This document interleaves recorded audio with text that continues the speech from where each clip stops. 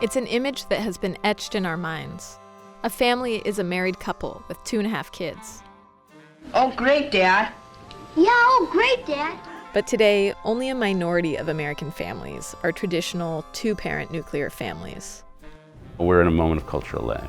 We have an old, archaic idea of what family is. It existed in this one freakish moment of history between 1950 and 1965. So how did the nuclear family fail? And what do modern families actually look like?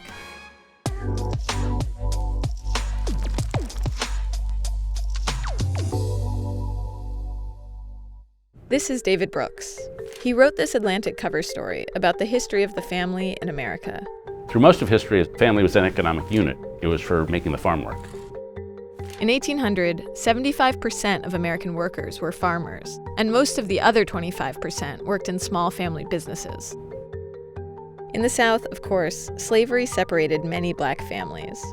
But across most of society, people lived in big, extended families. There were uncles, nieces, nephews around. If a relationship failed, if somebody died, there were plenty of other people to pick up the slack. During the Victorian era, the family reached its peak in the US and Britain. I hope you are behaving very well. The number of people who lived in extended families was higher in the Victorian era than ever before or ever since. The world that people had known was falling away. And they felt not only economically under threat, they felt morally under threat. So the extended family functioned as a moral unit. In it, children were taught right from wrong, and traditional values were preserved. Then, as factories opened in big US cities in the late 19th and early 20th centuries, young people left home to chase the American dream. The families they started were nuclear families. By 1960, the nuclear family dominated. Nearly 78% of children were living in one. You had what they called a cult of togetherness. So there was tremendous social pressure to live in one of these nuclear families.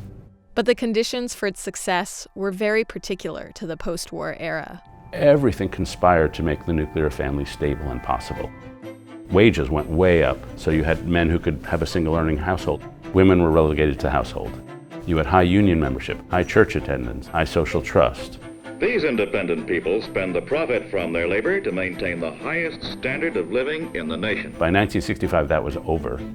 And the stable, cultish nuclear families of the 1950s have been replaced by the distressed families of every decade since. Over the past half-century, the share of people living alone in America has doubled. People are marrying later and divorcing more. The general fertility rate is dropping.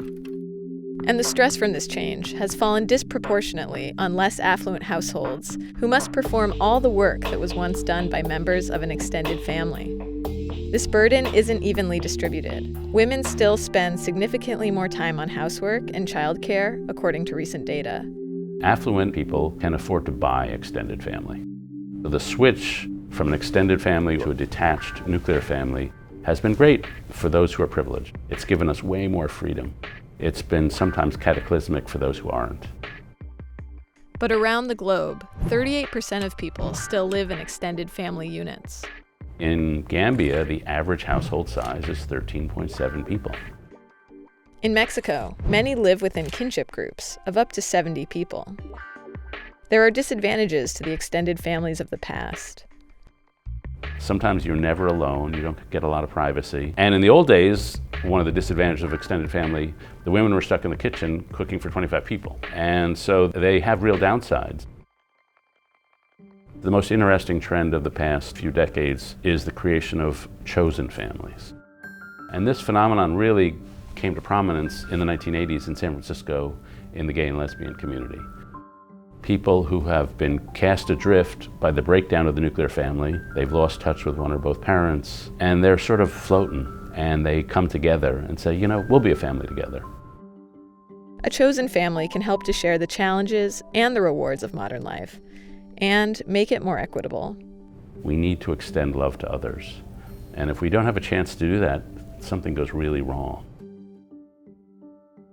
A family is a place where you offer care, you offer unconditional love. The bond between you is no longer transactional, it's no longer even voluntary. And we're seeing that spread not just in biological ways, but in non-biological ways too. It's one of the more hopeful things I see in society. Hi, it's David Brooks.